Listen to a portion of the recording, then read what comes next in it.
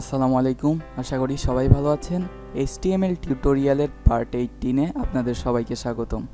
এই পর্বে আমরা কথা বলবো HTML এর সিমেন্টিক টপিক নিয়ে। আমরা প্রথমে একটি ফোল্ডার এবং একটি HTML ফাইল ক্রিয়েট করে নেই। ফোল্ডারটির নাম দেই প্রথমে পার্ট 18।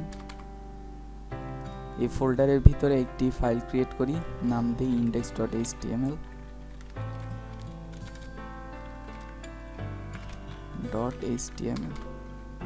তো প্রথমে ফাইলটি VS কোডে ওপেন করি, তারপর ফাইলটি গুগল ক্রোমে ওপেন করি।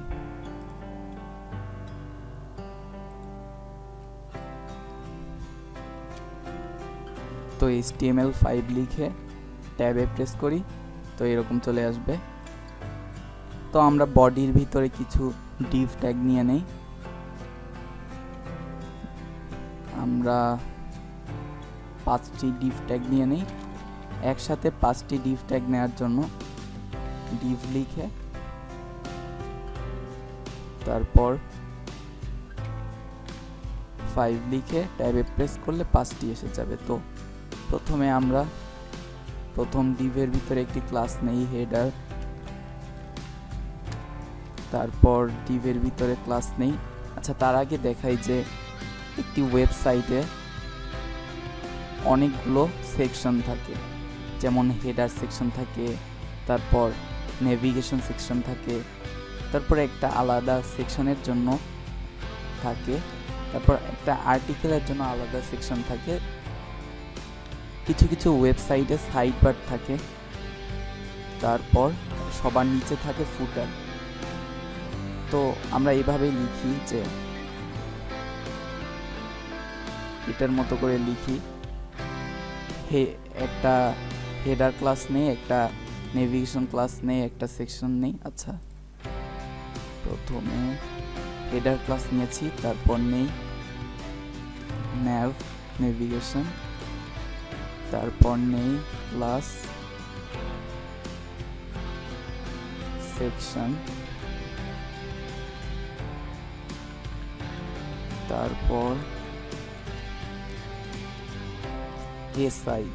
আচ্ছা, সাইড লিখি অথবা সাইড বার, তারপর লিখি আর্টিকেল,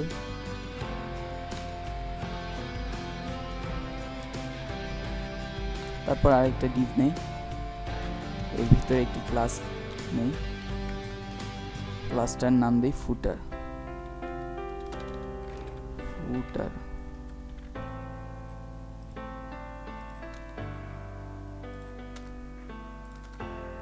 তো আমরা যদি এখানে কিছু লিখি, হেডার সেকশনের ভিতরে অনেক কিছু থাকে, যেমন এই নেভিগেশন সেকশনটি কিন্তু হেডার সেকশনের ভিতরে থাকে। আমরা যদি এর ভিতরে নেভিগেশন সেকশনটি নেই, তো নেভিগেশন সেকশনের ভিতরে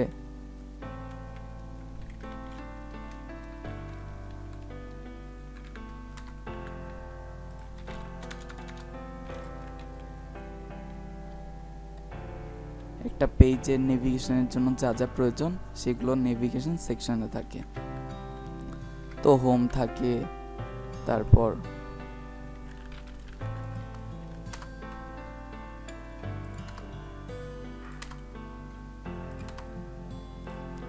হোম থাকে, তারপর থাকে গ্যালারি, তারপর থাকে অ্যাবাউট, তারপর থাকে পোর্টফোলিও,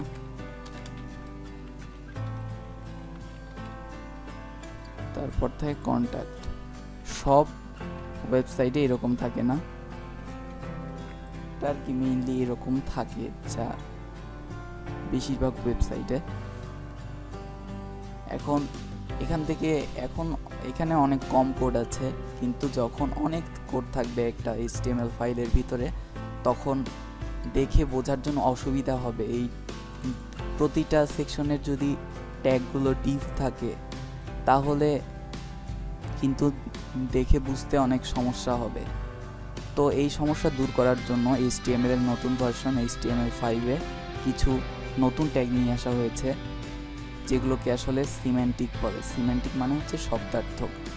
যাতে করে সহজে বোঝা যায় যে কোন ট্যাগটি কোন কাজের জন্য ইউজ করা হবে, সেই জন্য আর কি সিম্যান্টিক ট্যাগগুলো নিয়ে আসা হয়েছে।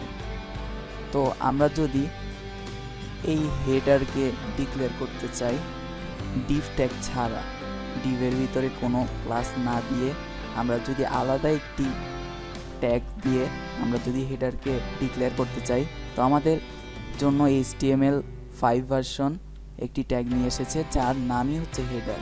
তো আমরা যদি হেডার লিখে ট্যাবে প্রেস করি তো একটি সেকশন চলে আসবে, হেডারের ভিতরে থাকে নেভিগেশন বার।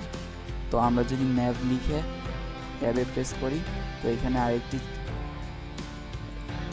ট্যাগ চলে এসেছে। তো এরপর কি থাকে, এরপর থাকে সেকশন। তো আমরা যদি সেকশন লিখি, সেকশনের জন্য আলাদা একটি ট্যাগ আছে। একটি ওয়েবসাইটে অনেকগুলো সেকশন থাকে, এই হেডারও কিন্তু আলাদা একটি সেকশন। কিন্তু আমরা যাতে HTML ফাইলের ভিতরে সহজে বুঝতে পারি যে কোন ট্যাগটা কিসের জন্য ইউজ করা হচ্ছে, তাই HTML5 নতুন ট্যাগগুলো নিয়ে এসেছে। তো সেকশনের পর থাকে সেকশন, আমরা দুইটা লিখি। সেকশনের পর থাকে আর্টিকেল। আর্টিকেল এখানে আর একটা আর্টিকেল দেই। আচ্ছা, আর্টিকেল একটাই রাখি। তো আমরা যদি সাইড বার দিতে চাই তাহলে আমাদেরকে ইউজ করতে হবে এ সাইড ট্যাগ। তারপর আছে ফুটার। ফুটারের আগে কি কিছু আছে? না, সবার শেষে আছে ফুটার।